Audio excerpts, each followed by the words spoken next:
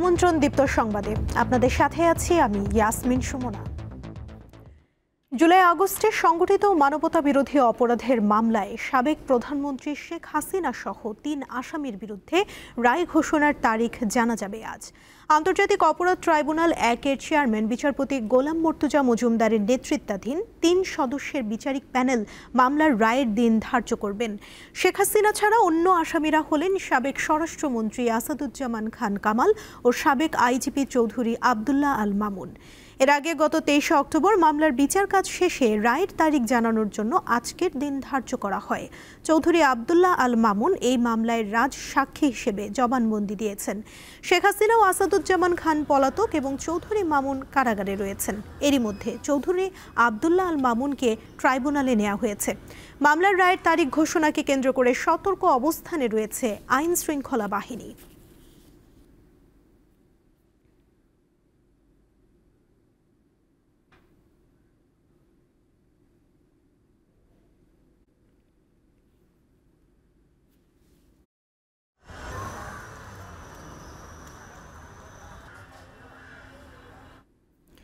এ বিষয়ে জানাতে আন্তর্জাতিক অপরাধ ট্রাইব্যুনাল থেকে যুক্ত আছেন আমাদের সহকর্মী মাহিদুর রহমান। কথা বলবো তার সঙ্গে। মাহিদুর, ট্রাইব্যুনালের কার্যক্রম কি শুরু হয়েছে? রায়ের তারিখ নিয়ে প্রসিকিউশন কি বলছে?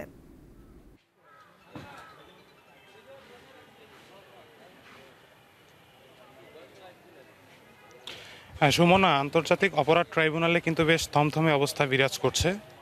ট্রাইব্যুনাল আমাদেরকে জানিয়েছে যে পূর্ব নির্ধারিত সময় অনুযায়ী ১১টা থেকে সোয়া ১১টার মধ্যে আন্তর্জাতিক অপরাধ ট্রাইব্যুনাল ১ এই বিচারিক কার্যক্রম শুরু হওয়ার কথা রয়েছে এবং এরই মধ্যে কিন্তু আজকের এই মামলার যে একমাত্র আসামি রাজসাক্ষী চৌধুরী আবদুল্লাহ আল মামুন তাকে ট্রাইব্যুনালে উপস্থিত করা হয়েছে। সকাল থেকে আমরা ট্রাইব্যুনালে অবস্থান করছি এবং ট্রাইব্যুনালে আজ বেশ নিরাপত্তার মধ্যে দিয়েই কিন্তু সবাইকে তল্লাশি করে ট্রাইব্যুনালের ভেতরে প্রবেশ করানো হচ্ছে। আমি যদি আপনাকে ট্রাইব্যুনালের এই মুহূর্তের অবস্থান দেখাতে চাই যে শুধুমাত্র গণমাধ্যম কর্মী এবং দায়িত্বরত পুলিশ ছাড়া কিন্তু কাউকে সেভাবে ট্রাইব্যুনালের ভেতরে প্রবেশ করতে দেয়া হচ্ছে না। আমি যদি একটু আপনাকে জানিয়ে রাখি যে এই মামলায় শেখ হাসিনার বিরুদ্ধে ২০২৪ সালের জুলাই মাসের ছাত্র জনতার আন্দোলনের সময় হত্যাসহ বিভিন্ন মানবতা বিরোধী অপরাধের যে ৫টি অভিযোগ আনা হয়েছে, প্রসিকিউশনের তদন্তে জুলাই আগস্ট গণ অভ্যুত্থানে দেশজুড়ে সংগঠিত হত্যাকাণ্ড, লাশ পুড়িয়ে ফেলা সহ সব মানবতা বিরোধী অপরাধের প্রধান মাস্টার মাইন্ড হিসেবে কিন্তু শেখ হাসিনার নাম উঠে আসে। এর দীর্ঘ তদন্তের পর ১২ মে দাখিল করা হয় তদন্ত প্রতিবেদন। এই মামলায় দালিলিক হিসেবে প্রায় ৯০টি তথ্যচিত্র ও ৩৫টি বস্তুগত প্রমাণ জমা দেওয়া হয় প্রসিকিউশনের পক্ষ থেকে। এর মধ্যে তৎকালীন সরকারের সিদ্ধান্ত, বিভিন্ন গুলির নির্দেশনা, অডিও ভিডিও সহ জব্দ করা বিভিন্ন নথিপত্রও কিন্তু রয়েছে। আমি যদি এই মামলার সাক্ষীদের কথা বলি, যে শেখ হাসিনা, কামাল ও মামুনের বিরুদ্ধে সাক্ষ্য গ্রহণ শুরু হয় কিন্তু গত ৩ আগস্ট। এই মামলায় জুলাই আন্দোলনে শহীদ পরিবার, আহত ব্যক্তি, চিকিৎসক সহ ৫৪ জন সাক্ষ্য দিয়েছেন। তাদের সাক্ষ্যে কিন্তু উঠে আসে জুলাই গণহত্যার নৃশংসতা, আওয়ামী লীগের আমলের গুম, খুন সহ নির্যাতনের নানা বিষয়। প্রথম সাক্ষী হিসেবে ট্রাইব্যুনালে ২০২৪ সালের জুলাই আগস্টের বীভৎসতার চিত্র তুলে ধরেন খোকন চন্দ্র বর্মন নামের একজন জুলাই যোদ্ধা। গত বছরের ৫ আগস্ট যিনি পুলিশের ছোড়া গুলিতে তার পুরো চেহারা বিকৃত হয়ে যায়। এরপর গত ৮ অক্টোবর এই মামলার মূল তদন্ত কর্মকর্তা মোহাম্মদ আলমগীরের জেরার মাধ্যমে শেষ হয় মামলার সাক্ষ্য গ্রহণের ধাপ। তিনি ৫৪তম সাক্ষী ছিলেন। এর মাঝে কিন্তু এই মামলার অন্যতম সাক্ষী হিসেবে আওয়ামী লীগের দুঃশাসনের পটভূমি তুলে ধরেন আমার দেশ সম্পাদক মাহমুদুর রহমান। একই সঙ্গে জুলাই আগস্টের হত্যাসহ গত ১৬ বছরের গুম খুনের বর্ণনা দেন তিনি। মাহমুদুর রহমানের পর কিন্তু আবার জবানবন্দি দেন জাতীয় নাগরিক পার্টির আহ্বায়ক নাহিদ ইসলামও। এছাড়াও এই মামলায় আওয়ামী লীগ সরকারের টানা ১৬ বছরের শাসনামলের অজানা সব তথ্য ট্রাইব্যুনালের সামনে আনেন রাজসাক্ষী হওয়া চৌধুরী মামুন। একই সঙ্গে ক্ষমাও চেয়েছেন অবশ্য তিনি। এরপরে যুক্তিতর্ক উপস্থাপন শেষে শেখ হাসিনা ও আসাদুজ্জামান খান কামালের সর্বোচ্চ সাজা চেয়েছেন চিফ প্রসিকিউটর। শেখ হাসিনাকে সব অপরাধীর প্রাণভোমরা হিসেবেও কিন্তু তিনি আখ্যায়িত করেছিলেন। তবে হাসিনা কামালের সর্বোচ্চ সাজা চাইলেও রাজসাক্ষী হয়ে সাক্ষ্য দেওয়া মামুনের যে শাস্তির বিষয়টি আদালতের ওপরই ছেড়ে দেন প্রসিকিউটর।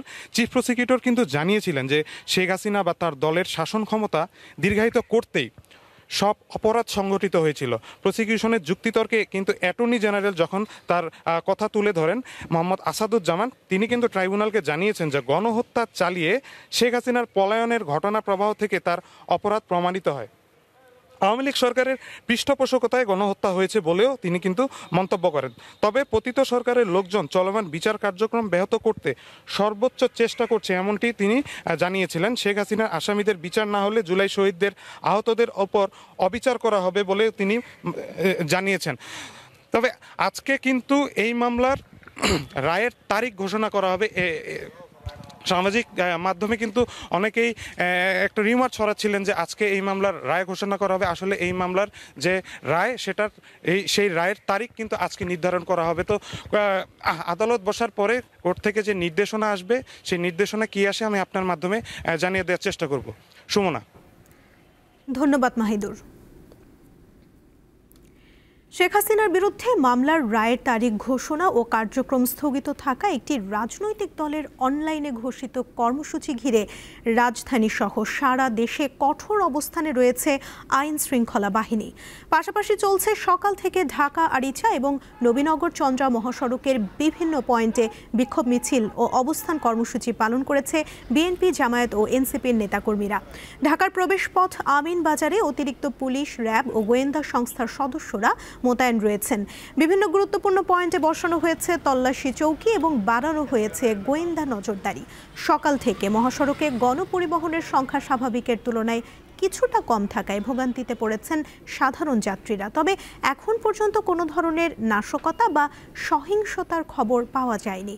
বুধবার গভীর রাতে সাভার ও আশুলিয়ার বিভিন্ন এলাকায় অভিযান চালিয়ে অন্তত 11 জনকে আটক করেছে আশুলিয়া থানা পুলিশ। এদিকে ঢাকা টাঙ্গাইল মহাসড়কে এলাকায় একটি যাত্রীবাহী বাসে আগুন দিয়েছে দুর্বৃত্তরা।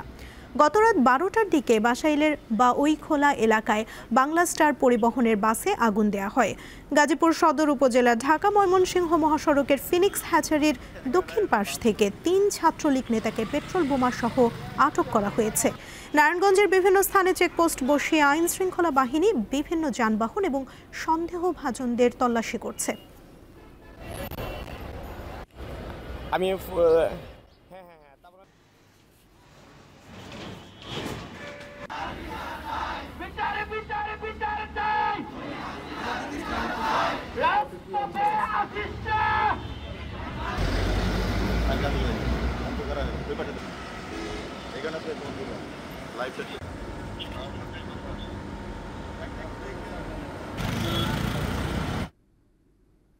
দর্শক, রাজধানী ও এর আশেপাশের অঞ্চলের নিরাপত্তা পরিস্থিতি নিয়ে আমরা জানবো। আমাদের সাথে আছেন সহকর্মী দিলশাদ অ্যানি এবং এম এ হালিম।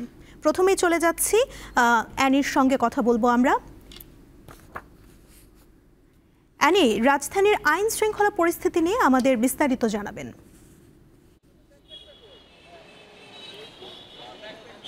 সুমন, আপনি যেমনটি বলছিলেন যে ঢাকা সহ সারা দেশেই কিন্তু নিরাপত্তা ব্যবস্থা জোরদার করা হয়েছে। আমি এই মুহূর্তে আছি হাইকোর্টের সামনে। তো আপনাদের দেখাতে চাই যে এখানে কিন্তু সকাল থেকেই বিজিবি মোতায়েন করা হয়েছে। আর্মস পুলিশ যে ব্যাটালিয়ন আছে তাদের যে সদস্য আছে তাদেরকে মোতায়েন করা হয়েছে। ডিএমপির সদস্যরা আছেন। আমরা দেখেছি এই ট্রাইব্যুনালের গেটের বাইরে এপিবিএন সদস্য, বিজেপি সদস্য ছাড়াও এখানে সাজোয়াজন আমরা দেখেছি রাখা হয়েছে যাতে কোনো অপ্রীতিকর ঘটনা না ঘটে। আপনারা জানেন যে বেশ কয়েকদিন ধরে কিন্তু ঢাকার বিভিন্ন গুরুত্বপূর্ণ পয়েন্টে নাশকতার ঘটনা ঘটেছে। দুর্বৃত্তরা বাসে অগ্নিসংযোগ করেছে, সেই সাথে বিভিন্ন স্থানে ককটেলের বিস্ফোরণ ঘটিয়েছে। তো ঢাকার নিরাপত্তার সাথে সাধারণ জনগণ যারা আছে, নগরবাসীর জানমালের নিরাপত্তার সাথে পুলিশ নিরাপত্তা ব্যবস্থা জোরদার করা হয়েছে। পুলিশের পক্ষ থেকেও কিন্তু বেশ কয়েকবার বারবার জানানো হয়েছে এবং সংবাদ সম্মেলন করেও কিন্তু জানানো হয়েছে যে ঢাকাবাসী, নগরবাসী যারা আছেন তাদের আতঙ্কের কিছু নেই। এর মধ্যে বেশ কয়েক জায়গায় দুর্বৃত্তরা যারা নাশকতার চেষ্টা করেছে সে অবস্থায় কিন্তু কয়েকজন নাশকতাকারীদেরকে হাতে নাতে গ্রেপ্তার করা হয়েছে, তাদের বিরুদ্ধে আইনি ব্যবস্থাও নেওয়া হয়েছে। তো এই কোর্টের ট্রাইব্যুনালের বাইরের যে রাস্তা যদি আমি দেখাতে চাই, সেই ক্ষেত্রে মৎস্য ভবনের যে এলাকাতে আছে আমরা দেখেছি যানবাহন চলছে। তবে যানবাহন যেগুলো আছে, গণপরিবহন যেগুলো আছে সেগুলো সীমিত পরিসরে আমরা বলতে পারি যে চলছে, যেরকম অন্যান্য দিন সরকারি অফিসেরদের যেরকম আসলে ভিড় থাকে সেরকম ভিড় নেই। তবে যান চলাচল স্বাভাবিক আছে, মানুষ চলাচল করছেন। আর আপনাদের আরেকটা বিষয় জানিয়ে রাখতে চাই, ঢাকায় প্রবেশ করার যে প্রবেশ মুখ আছে সেই প্রবেশ মুখগুলোতেও নিরাপত্তার স্বার্থে সেখানে তল্লাশি কাজ চালানো হচ্ছে। গতকাল রাতে কিন্তু ঢাকার বেশ কয়েকটা মেস সহ যারা বিভিন্ন হোস্টেলে যারা আছেন সেখানে ঢাকার বাইরে থেকে যারা আছেন তাদেরকে জিজ্ঞাসাবাদ করা হয়েছে। বেশ কয়েকজনকে গ্রেপ্তারও করা হয়েছে সন্দেহজনক ভাবে। তো নিরাপত্তা ব্যবস্থার কথা যদি বলতে চাই, এখন পর্যন্ত কোনো জায়গায় আমরা অপ্রীতিকর ঘটনা ঘটতে দেখিনি, এর পর্যন্ত কোনো খবরও শুনতে পাইনি।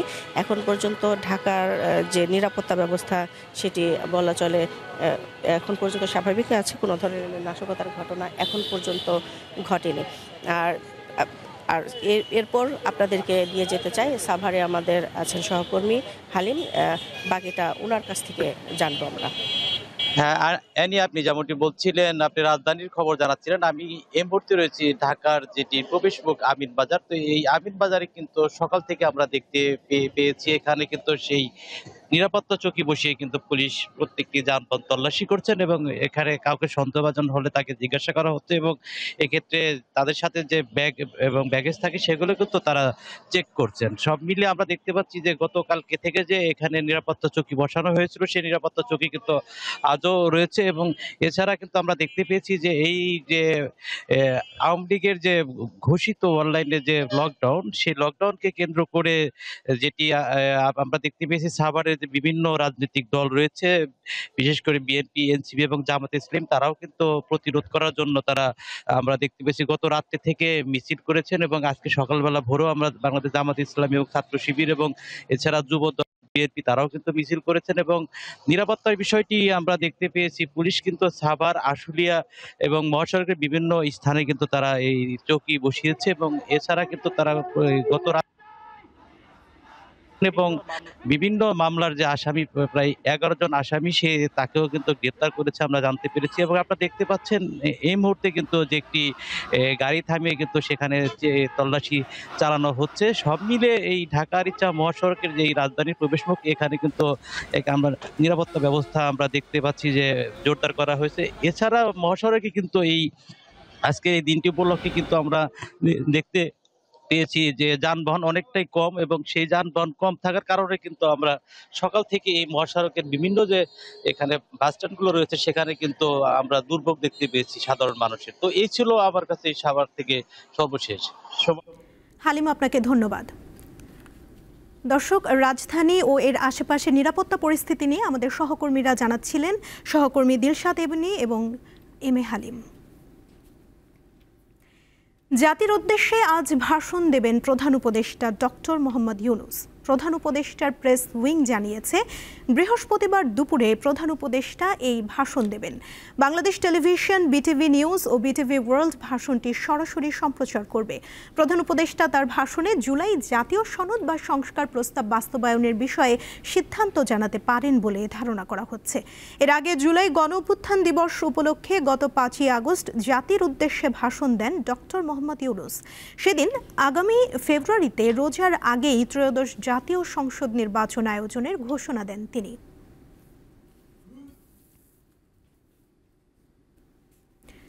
ত্রয়োদশ জাতীয় সংসদ নির্বাচনে ভোটের পরিবেশ সুষ্ঠু রাখতে আচরণবিধির লাগাম টেনে ধরার পরামর্শ দিয়েছেন বিশেষজ্ঞরা। প্রাক নির্বাচনকালেও বিধিমালায় অন্তর্ভুক্ত করে নজরদারিতে আনার পরামর্শ তাদের।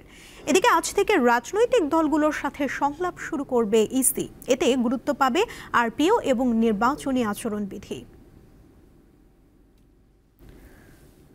নির্বাচনী প্রচারণায় প্রথমবারের মতো পোস্টার নিষিদ্ধ এবং সামাজিক যোগাযোগ মাধ্যমে ভোটের প্রচারণায় কড়াকড়ি আরোপ করে আচরণবিধি জারি করেছে নির্বাচন কমিশন। তফসিল ঘোষণার সময় মাসখানেক বাকি থাকলেও এরই মধ্যে শহর থেকে গ্রামের অলিতে গলিতে বইছে নির্বাচনী আমেজ। সরাসরি প্রার্থী কিংবা প্রার্থীর পক্ষে চলছে জোর নির্বাচনী প্রচারণা। সেই সাথে রয়েছে মোটা অঙ্কের টাকা খরচের অভিযোগ। নির্বাচনী অপসংস্কৃতি থেকে বেরোতে আচরণ বিধিমালায় সংশোধনী আনার পরামর্শ দিয়েছেন বিশেষজ্ঞরা। তারা বলছেন, কঠোর নজরদারি ও যথাযথ শাস্তির ব্যবস্থা করতে পারলে নির্বাচনী পরিবেশ ভালো থাকবে। এই যে যারা এই কাজগুলো করছে তারা কিন্তু অফিসিয়াল যে প্রচারণা সেটা শুরুর আগেই প্রচুর টাকা পয়সা খরচ করে ফেলছেন, এবং এইটা কিন্তু আপনি ইলেকশন এক্সপেন্ডিচার অন্তর্ভুক্ত হবে না। হ্যাঁ, এবং এটা এক ধরনের আনএথিক্যাল কাজ। কোড অফ কন্ডাক্টটা ভবিষ্যতে রিভাইজ করে প্রাক নির্বাচন কালের টাকে অন্তর্ভুক্ত করে এটাকে মনিটরিং করা, কোনো ভায়োলেশন হলে তার বিরুদ্ধে অ্যাকশন নেওয়া। তিনি বলেন, আনুষ্ঠানিক প্রচার শুরুর আগে প্রার্থী যাতে পোস্টার না সাঁটায় সেজন্য সিটি কর্পোরেশন ও স্থানীয় সরকারকে আইন বাস্তবায়নের নির্দেশনা দিতে পারে ইসি।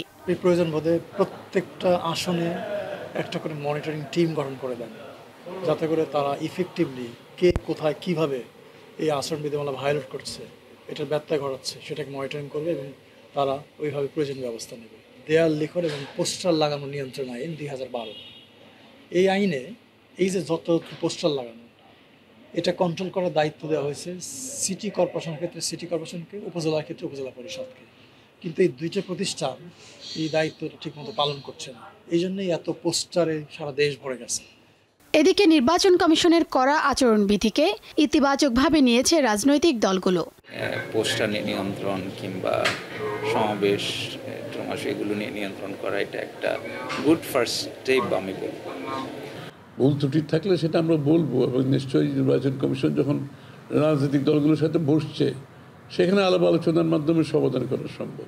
আগামীকাল বৃহস্পতিবার থেকে রাজনৈতিক দলগুলোর সাথে সংলাপে বসতে যাচ্ছে ইসি। এতে গুরুত্ব পাবে আরপিও এবং আচরণ বিধিমালা। শিউলি শবনম, দীপ্ত সংবাদ, ঢাকা।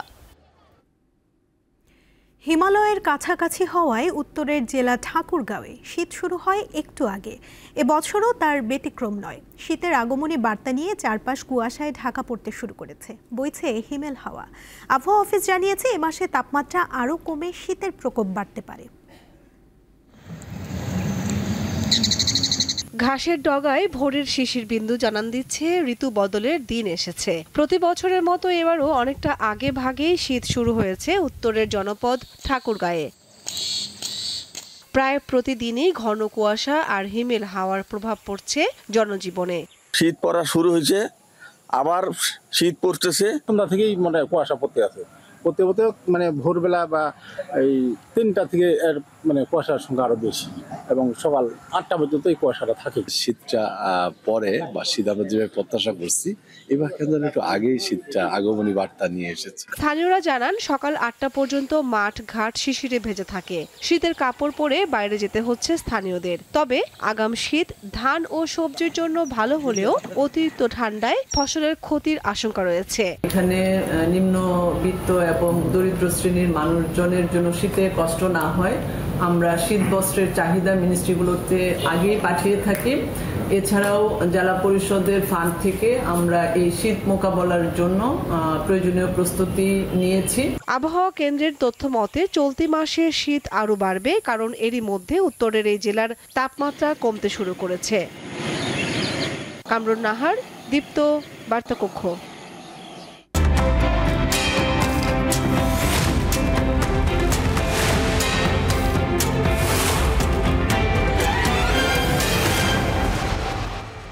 এবারে জানাবো এক নজরে দৈনিক পত্রিকার শিরোনাম। আমাদের হাতে রয়েছে দৈনিক যুগান্তর পত্রিকা, যার প্রধান শিরোনামে আমরা দেখতে পাচ্ছি আতঙ্ক সৃষ্টির 13ই নভেম্বর আজ, সারা দেশে হাই অ্যালার্ট। রাজনৈতিক দলগুলোর মতপার্থক্য কাজে লাগাতে তৎপর আওয়ামী লীগ। সম্রাটের অনুসারীদের অপতৎপরতা বেশি, নাশকতার চেষ্টা চালালেই গ্রেফতার। র্যাব পুলিশের পাশাপাশি প্রস্তুত সেনাবাহিনী, বিজিবি সহ গোয়েন্দা সংস্থার সদস্যরা। এদিকে শেখ হাসিনার রায় হতে পারে আগামী সপ্তাহে আন্তর্জাতিক ট্রাইব্যুনাল। জুলাই আদেশ জারি হচ্ছে আজ। জাতির উদ্দেশ্যে দুপুরে প্রধান উপদেষ্টার ভাষণ, যা থাকতে পারে ভাষণে। জাতীয় নির্বাচন ও গণভোট একই দিনে, পিআর পদ্ধতিতে উচ্চ কক্ষ গঠন, গণভোটের তফসিলে থাকছে না নোট অফ ডিসেন্ট। এদিকে আলোচনা সভায় তারেক রহমান বললেন, হুমকি না দিয়ে নির্বাচনে জনগণের মুখোমুখি হন। এবারে রয়েছে দৈনিক ইত্তেফাক পত্রিকা, যার প্রধান শিরোনামে দেখতে পাচ্ছি সরকারের সিদ্ধান্ত আজ, ভাষণে জানাবেন প্রধান উপদেষ্টা। দুপুরে জাতির উদ্দেশ্যে ভাষণ দেবেন প্রধান উপদেষ্টা। গণভোট ও জুলাই সনদ বাস্তবায়ন ইস্যুতে সরকারের অবস্থান তুলে ধরবেন। এদিকে অযথা পরিস্থিতি ঘোলাটে করবেন না বললেন তারেক রহমান। আন্ডারওয়ার্ল্ডের নিয়ন্ত্রণ নিয়েই দ্বন্দ্বে মামুন খুন, সন্দেহভাজন 2 শুটার সহ গ্রেফতার 5। ঢাকা, গাজীপুর ও সাভারে বাস এবং ট্রেনে আগুন, কঠোর ব্যবস্থা নেওয়া হবে বললেন আইজিপি। প্রথম আলো পত্রিকার প্রধান শিরোনামে আমরা দেখতে পাচ্ছি ঢাকা ও আশপাশের এলাকায় অগ্নিসংযোগের ঘটনা বেশি। কার্যক্রম নিষিদ্ধ আওয়ামী লীগের নেতাকর্মীদের শনাক্ত করে গ্রেফতার অভিযান চালাচ্ছে আইন শৃঙ্খলা রক্ষাকারী বাহিনী। এদিকে নিজের প্রভাব বাড়াতে গিয়ে প্রতিপক্ষের হাতে খুন হন মামুন। এ নিয়ে রয়েছে প্রথম আলোতে একটি প্রতিবেদন। এপাশে আরও দেখতে পাচ্ছি 2টি টার্মিনাল পরিচালনার দায়িত্ব পাচ্ছে বিদেশিরা। লালদিয়া টার্মিনাল নির্মাণ ও পরিচালনার দায়িত্ব 33 বছরের জন্য বিদেশিদের দেওয়ার প্রস্তাব অনুমোদন। সমকাল পত্রিকায় রয়েছে নির্বাচন গণভোট একদিনে, সঙ্গে উচ্চকক্ষে পিআর ও তত্ত্বাবধায়ক। এদিকে ভয় ভোগান্তি, দেশ জুড়ে সতর্কতা। 13ই নভেম্বর গ্রেফতারে অভিযান, হোটেলে তল্লাশি, কয়েকটি বিশ্ববিদ্যালয় ও স্কুলে অনলাইনে ক্লাস ও কিছু বন্ধ ঘোষণা। এদিকে শেখ হাসিনার রায় কবে, জানা যাবে আজ। মানবতা বিরোধী অপরাধের মামলা। দেখে নিলাম আজকের দৈনিক পত্রিকার শিরোনামগুলো। এই ছিল এখনকার মতো। এরপর দুপুর 1টায় বাণিজ্য সংবাদ দেখার আমন্ত্রণ রইল। এছাড়া আরও তথ্য পেতে যুক্ত থাকুন দীপ্ত ডিজিটাল প্ল্যাটফর্মের সাথে। ধন্যবাদ সবাইকে।